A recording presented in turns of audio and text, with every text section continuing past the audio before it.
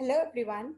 So today I'm going to talk about a poem that is Porphyria's Lover, which is written by Robert Browning. So first of all, I would like to talk about or the theme of this poem.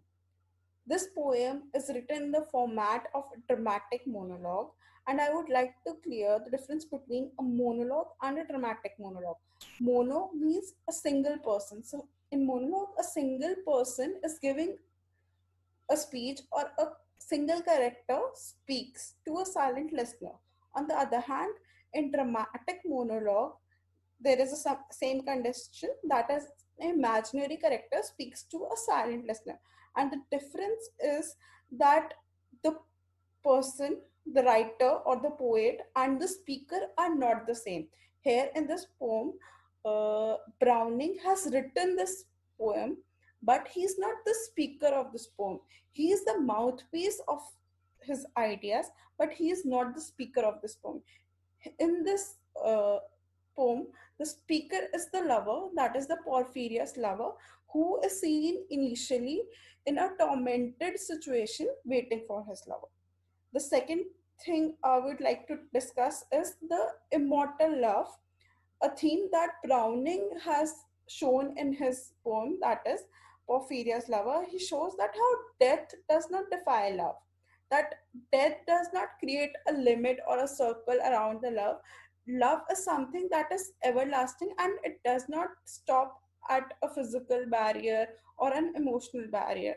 So he says that how love goes beyond the normal existence, the normal life, the normal thing, and it is a thing that should be cherished forever, and it remains forever whether a human body remains on earth or not, but love remains forever.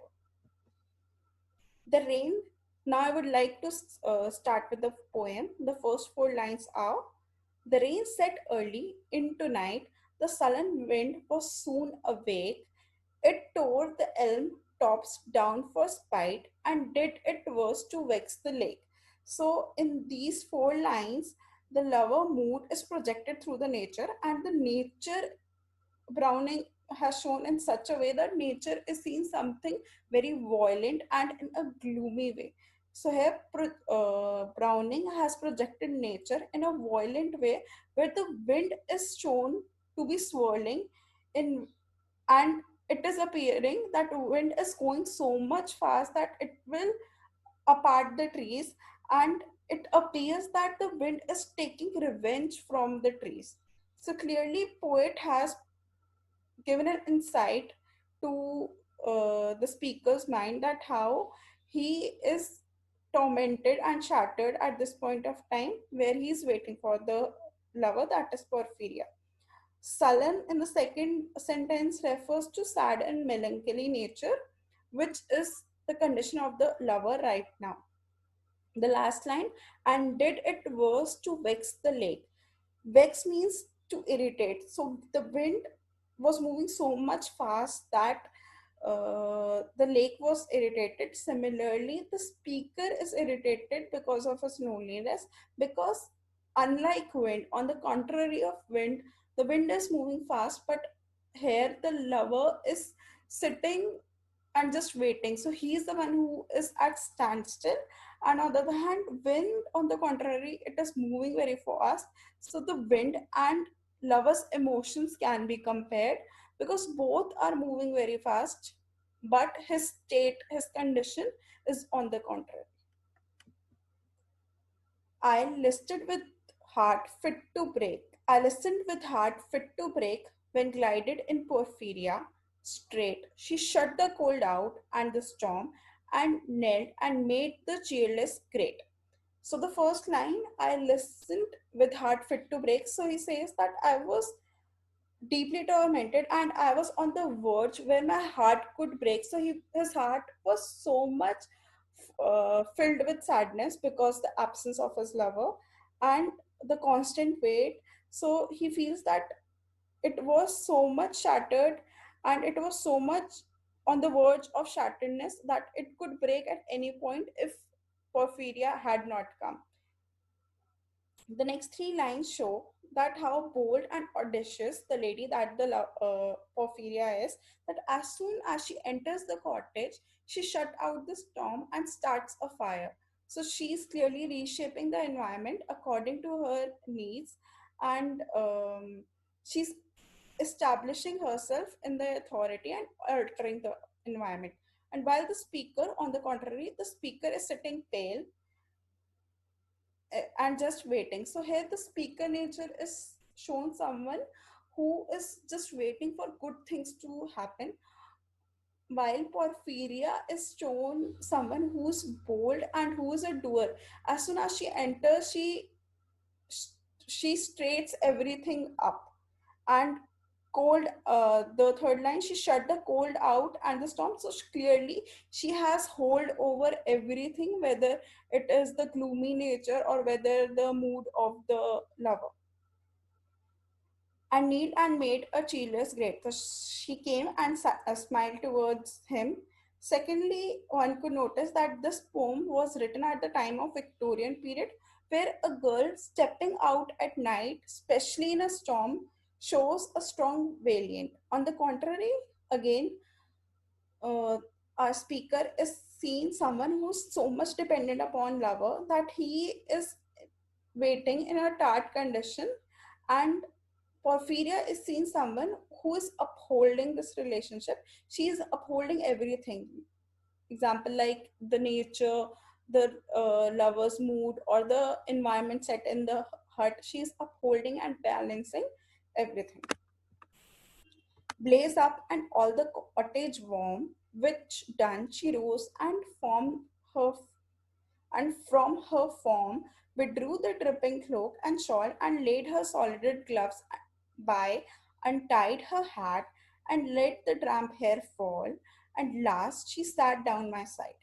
So in the first 4 to 5 lines, from 8 to 14 lines,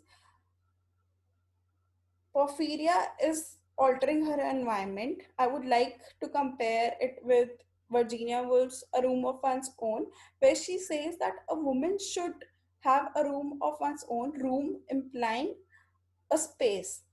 So here, showing a feminist trait, Porphyria is creating her space, creating her place to exist, to live.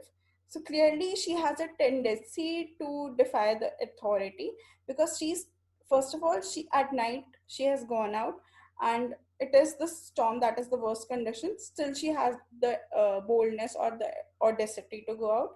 Thirdly, she's creating a place in a hut of someone else. And now we'll move back to the lines. And last, she sat down by my side and called me. When no voice replied, she put my arm about her waist. Called me, here symbolizing that again she's the one who's gaining authority, while the speaker is silent and just waiting for her to say, like all the devotees wait for the king to say. Similarly, the speaker is just palely sitting. On the other hand, she's the one who is doing everything. She's the doer of the relationship. When no voice replied, she put my around about her waist. So clearly shows that how woman is clearly dominant over the speaker, whether it is dominance, whether it is a physical dominance, emotional dominance. She's the one who's dominating in every sphere, and made her smooth white shoulder bare, and all her yellow hair displaced, and stooping made my cheek lie there.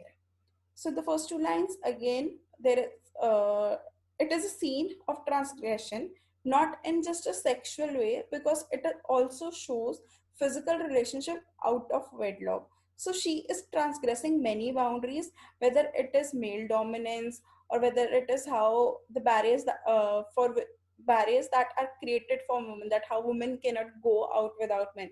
She's transgressing many boundaries, including going out, maintaining a relationship with a man out of wedlock.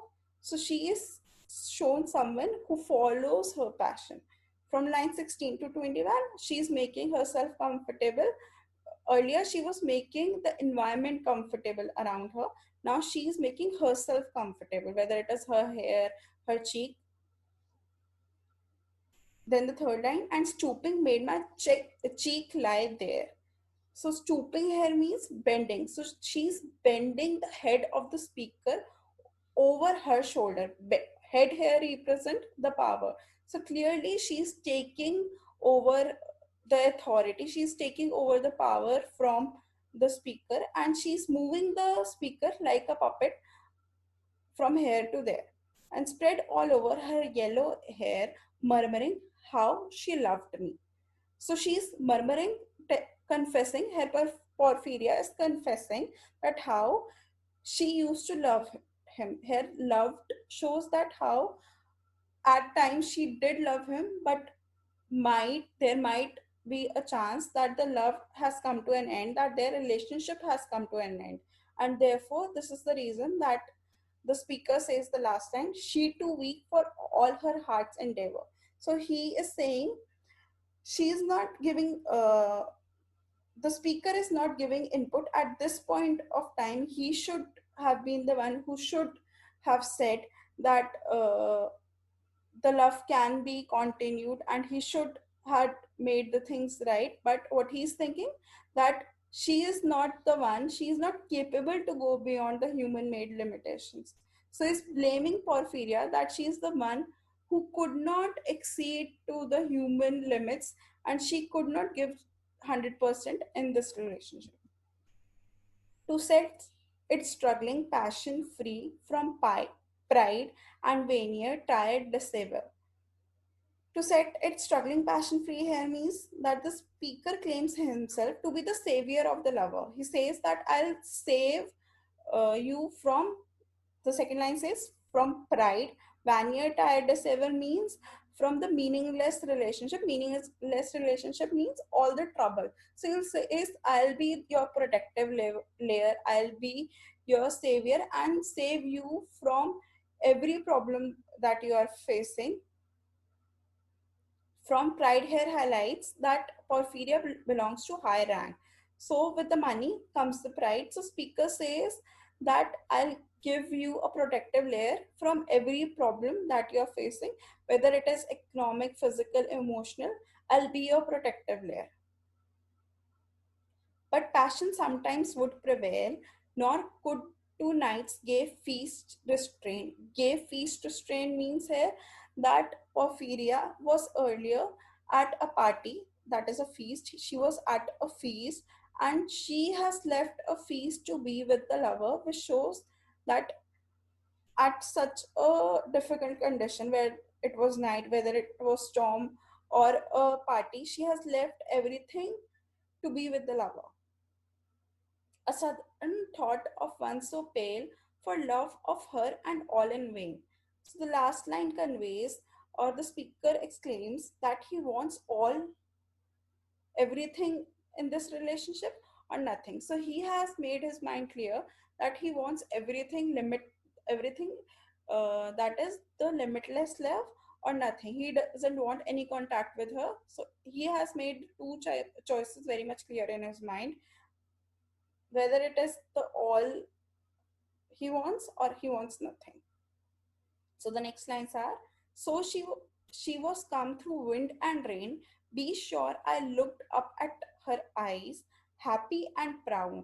And last I knew Porphyria worshipped me.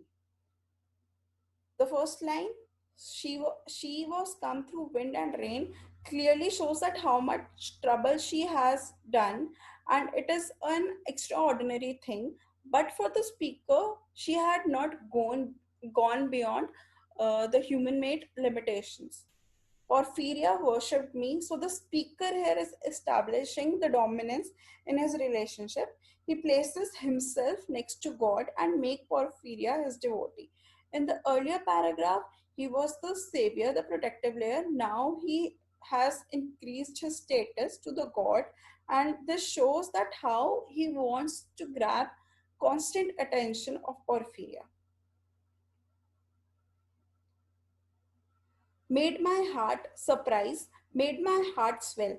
So when Porphyria completely surrendered, His heart swell means his heart is now full of happiness and he's at content now. In the initial state of the poem, he was seen someone who was agitated, tired, and whose heart was almost about to break. But right now, in the middle of the poem, he has turned out to be the god because of Porphyria. While I debated what to do, debated here shows his dilemma, his confusion, that right now he's thinking that what he should do, that she remains here forever and their love remains forever in their heart. That moment she was mine fair. Browning here has emphasized on mine, and mine shows that how desperately he wants her to be here, and how mine shows a possession over thing. So he is trying to establish a control that how he wants to possess her as if a thing. Mine, showing that how he is now treating her as a thing. Perfectly pure and good. I found a thing to do, and all her hair in one long yellow string. I would 3 times her little throat around and strangled her. First of all, I would like you to notice the first word, perfectly pure. So he's saying, he's establishing from before doing a crime, he's establishing that it was a pure thing. It isn't a crime. It is not something wrong. It is a pure deed that I have done. And what he has done, he took her yellow hair and like a wire, he uh, make it round around her neck and then strangled her. This is how he is explaining that how he has murdered her. And then he says that no pain felt she. I'm quite sure he felt no pain. So he's also establishing that my love is so strong that I know every emotion of her, and I know that she hasn't felt any pain. So in this paragraph, he tells that what he did, how he did, that is the crime of killing her. And from the starting, he says he's establishing that what he did was pure. It was not a crime, it was not something heinous, it is something pure that he did. And pure here refers to that they might uh, would have indulged in a sexual act before the wedlock, but he had saved her from doing that. Therefore, he's saying that Porphyria will remain pure forever because of him. Because of him, they did not indulge in a sexual act, and therefore, their relationship has remained pure, and Porphyria has remained pure. The next lines are as a shut bud that holds a bee. So the first line is a natural thing which a god has dictated animal, that is a bee, to do. That a bee and a bud show a natural relationship. So he says that what he has done is a natural thing, that is not something he desired or wanted. This is something not a crime. Basically, he's trying to establish that this is not a crime but a thing, a natural thing that he had to do, he ought to do. Verily open her lids again, laughed the blue eyes without the stain, and I untangled the next tress about her neck. Her cheek once more blushed bright beneath my burning kiss. I propped her head up as before. So earlier Porphyria was seen as an active subject, but in these lines, she is shown as something passive object because she is the one who is sitting palely and silently because she is dead. But here the dominance has been overturned because dominance is seen of the lover. He's the one who is controlling Porphyria, like he's opening the eyelids of Porphyria, he's kissing the cheek, and he has now untangled her. So clearly he's establishing his authority over her. These lines also show that the speaker role from passive has become active. And the second I would like to tell from a feminist point of view, that one can say that he was unable to take her freedom anymore, that he was not able to look her so much exposed to freedom. Therefore he had to kill her to show his superiority, to show his male dominance. He had to kill her. Basically, in a world where women are doubly marginalized, Porphyria was someone who showed how to follow one's passion, irrespective of night, storm, class, rank, or gender, or basically any other problem. And that was something the speaker was bothered about, and his male dominance could not tolerate that she had so much freedom. Moving on to the next line. The smiling rosy little head, so glad it has its utmost will. Rosy hair symbolizing, inferring that how their love is shining more brightly now because now he has the control. So glad it has its utmost will. Utmost, it's here referring to Porphyria, and he's trying to show again, assuring the reader that it was Porphyria's decision, and it was not something that he wanted or he desired. It was Porphyria's desire, and it's against show that how from status of the lover she has turned to an object. It refers to an object, that all it's scorned at once is fled, that all his dilemma, all the confusion, all the problems in their relationship is now over because his dominance has been established, and I is love am gained instead. So killing her and losing her, he says that I haven't lost anything because I have gained the love. I've gained my lover, and now she'll be here forever, and my love will remain forever because now she's dead and she can't love anybody more. So he is establishing that the love is forever because he has done such a deed. Porphyria laughed. She guessed not how her daring one wish would be heard. One wish, again referring that it was a desire of Porphyria, and it was not something that he wanted and decided. So he is justifying and clearing the readers that it is not an heinous crime, first of all, and secondly, this is not something he wanted. It was the will of Porphyria, and being a good lover, being a genuine lover, he had to follow Porphyria's wish. And all night long we have not stirred, and yet God has not said a word. God has not said words shows that how God is silent, which suggests to the speaker that he has not only gotten away the murder, but he has justified in the killing in the first place.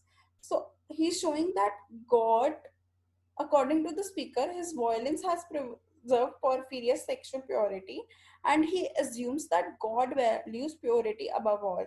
So he says that God has not said, or he assumes that God has not said a word because uh, having a sexual encounter without a wedlock is a crime, but killing someone for a noble cause, that is to make someone pure, is not a crime. So he says that I won't be punished because it is not a crime, and he has established that he is the savior. He saved Porphyria from indulging into a sexual act, and he is the one who has created or maintained her purity, as well as he has also gained the love forever.